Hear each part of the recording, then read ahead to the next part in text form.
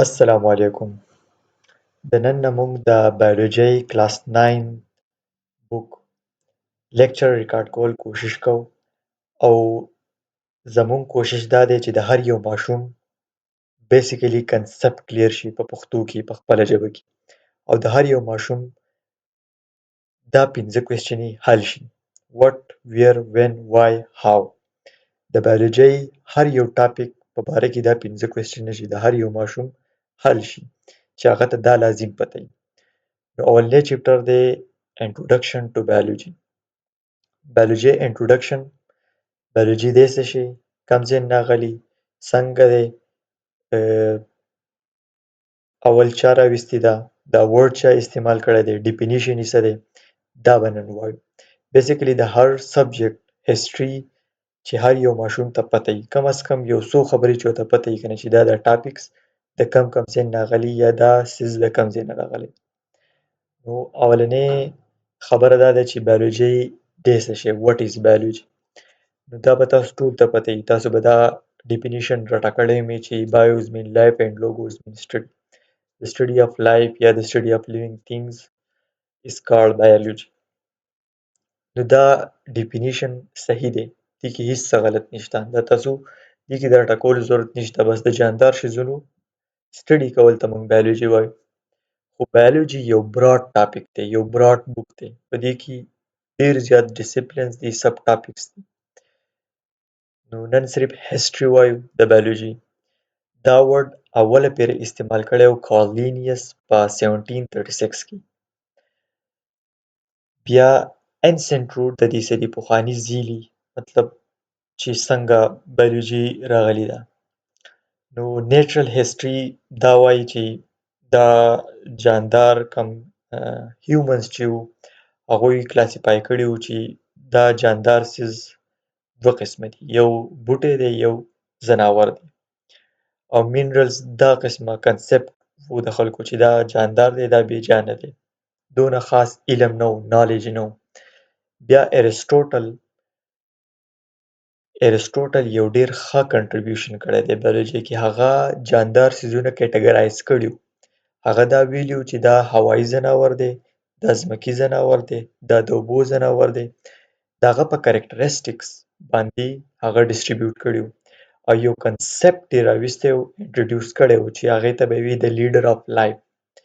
په هغې کې هیومن په ټاپ باندې و. ولې په ټاپ باندې و چې هیومن یو دی کمپلیکس دی، بل دی سمارټ دی او بل ویلیو لري، مطلب سینس یې. نو هغه په ټاپ باندې دی. بیا ورپسې چې دی انیملز یې راویستي وو چې دې سینس داسې خاص نشته. بیا پلانټس وو، داسې یو لیډر هغه جوړ کړی وو. نو سکالا نټوریا چې دی یو کنسپټ و چې هغې ته د لیډر آف لایف وایي. بیا د دې نه پس میډل ایجز اینډ رینیسانس، مطلب کم 14 سنچري نه واله د 16 سنچري پورې کم ایرا چې وه، په هغې کې هربل میډیسنز راووتل چې خلکو دا وپېژندل چې په دې بوټو کې داسې څه مینرلز دي، دا یقین به یې ساتو چې هغه خلک ښه کوي، په هغې کې د هیلینګ پراپرټیز دي. او یو ساینټسټ لیناردو په دې ایرا کې هغه انیمل ډایسکټ کول شروع کړل او د انیملز اناټومیکل نالج به یې کلیکټ کوو چې دې جاندار اناټومي دننه داسې دی، دننه پکې دا پارټس دي دا پارټس دي.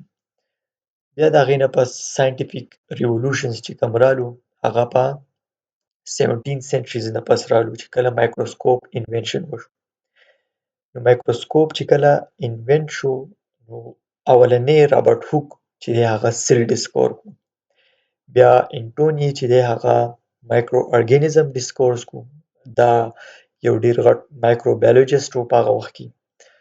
بیا د هغې نه پس سیل تیوریز شروع شول، د سیل په باره کې چرچې شروع شوې چې سیل یو داسې څیز دی چې ټول جاندار ترې جوړ دي. په هغې کې ډېر شي تیوریز چې دی شیلډن، شوان، راډل، مختلف قسمه ساینټسټ په هغې کې کنټریبیوشن کړی و. خو سیل تیوري یو جدا الګ هسټري لري، هغه به خیر هم په ډیټیل سره چېرته وایو په یو لیکچر کې. بیا د دې نه پس چې کوم ډاروین اینډ ایولوشن تیوریز رالو. چارلس ډاروین په 19 سنچري کې څه تیوریانې پیش کړې وې او هغه ډېر ښه کنټریبیوشن او ښه کار په اوریجن اف سپیشیز باندې کړی و. هغه دا کوشش کوو چې دا معلومول کوشش یې کول چې دا جاندار دا سپیشي د کوم ځای نه راغلې ده او څنګه راغلې ده. نو هغې ته به یې ایولوشنري بایولوژي وي چې ډېر زیات اهم رول نن سبا هغه پلی کوي. بل جینیټیک ایمرجز رالل، مطلب جارج مینډل ایکسپریمنټ په ذریعه باندې خلکو کریکټریسټیک ټرانسفرمیشن وپېژندل چې دا خصوصیات د پیرنټس نه آسپرینګ ته څنګه ځي. نو جارج مینډل په دې باندې ایکسپریمنټ کړی و چې اوس ورته خلک فادر آف جینیټکس وایي. بیا په 20 سنچري کې کم ایډوانسز کم ایکسپریمنټ شوي وو او هغه ډېر زیات ریولوشن د بایولوژۍ په فیلډ کې کړی. نو اولنې ډي ان اے ډسکوریز چې وشو، څنګه ډي ان اے ډسکور شو په 1953 کې واټسن او فرانسیس کرک دې دواړو ډي ان اے ډسکور کړی و، یو ماډل یې د ډي ان اے سټرکچر جوړ کړی و او د جینیټیک کوډز چې دا کوډ یو قسم له پروټین جوړی او هغه پروټین بیا زموږ په وجود کې یو کار کوي، یو ډېر ښه رول ادا کوي. د هغې د وجې نه زموږ وجود چې دی چلیږي، زموږ وجود شکل جوړی. بیا بایوټیکنالوژي یو فیلډ راغلو چې هغه جینیټیک انجینیرینګ، کلونینګ او جین ایډیټینګ ټیکنیکس ډیولپ کول چې په هغې کې دا جینیټیک کوډ به یې چینج کول چې هغو به مختلف قسمه پروټین جوړول. چې د هغې یو مثال تاسو له زه درکړم چې مخکې به انسولین جوړېدل د ډایبیټیک پیشنټس دپاره، ډېر زیات پیګز چې دی هغه به یې حلالول او د هغې نه به انسولین ایسولیټ کول. بیا د جینیټیک انجینیرینګ په ذریعه باندې انسولین جین چې کوم و هغه یې بکټیریا ته انسرټ کو او هغه بکټیریا به په لږ وخت کې بلا شي انسولین جوړول.